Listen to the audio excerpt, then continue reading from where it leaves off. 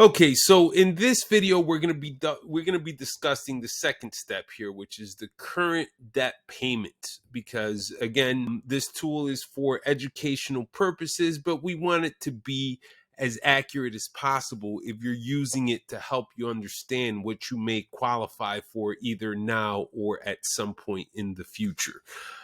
So current debt payment is exactly as it sounds, everything that you make monthly payments on. But there's a few catches that I want you to understand so you don't put too much and so it's not too high and it's not too low. Okay. So what counts in here are things that report to your credit report.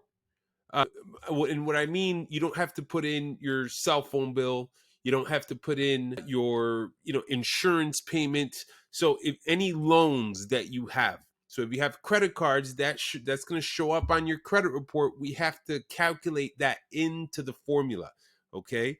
Now, something else about credit cards, because credit cards, again, they do report to credit. So we have to reflect that in the current debt payments. But what you put in here, let's say you have two credit cards, okay? They have a balance of a couple of $1,000s each, and your minimum monthly payment is like $50. Now, most people send in more than the minimum monthly payment, okay? Most people send in, double or a few extra dollars. For the purposes of this formulation, we want to put in what the minimum required is. That's very, very important, because if you put what you send in, you might think that you're helping yourself, but it's reducing your budget. So, like, let's say somebody making 70. Let's say there's a household making about $75,000 a year. All right, if they have no debt, and assuming all these other variables are correct, if they have no debt, 379,000. If they have $1,000 a month worth of debt, you see that it's reduced by almost half, by $165,000, based off of $1,000 a month in debt.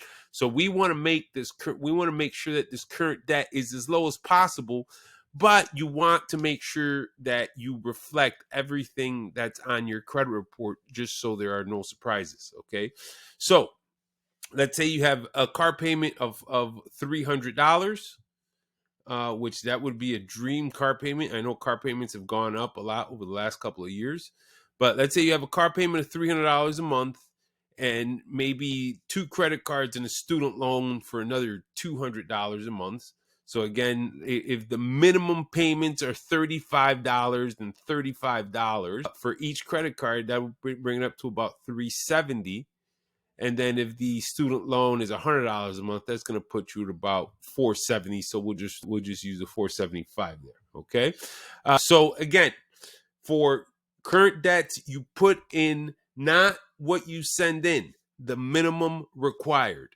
Do not put in cell phone bills. Do not put in things that essentially don't reflect on your Hulu, your Netflix. Those things you don't have to calculate that into the current debt payments. You don't have to what you spend on food, you do not have to calculate into your debt payments. You have to use your student loans, even if you're not making payments on the student loans. So you have to use 2% of the outstanding balance.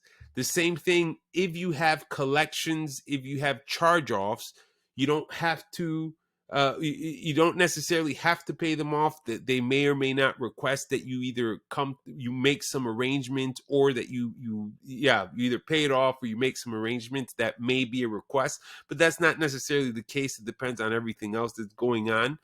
But what they will do, if you have a $10,000 charge off that they're not requesting that you pay off, they're going to use 1% of the outstanding loan amount to factor into the current debt payment. And that's how in the real world, that's how it affects it. But for now, just you can look at your Credit Karma. If you have Credit Karma, Credit Sesame, or whatever credit reporting service you have, or of course, if you want me to run it for you, there's a fee, but I'll be more than happy to do it.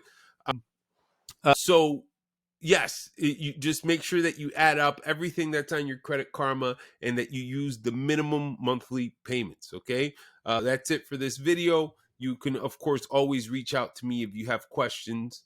And this little chat thing here, you can text me directly if you go in here. All right, very good. Thank you. Let me know.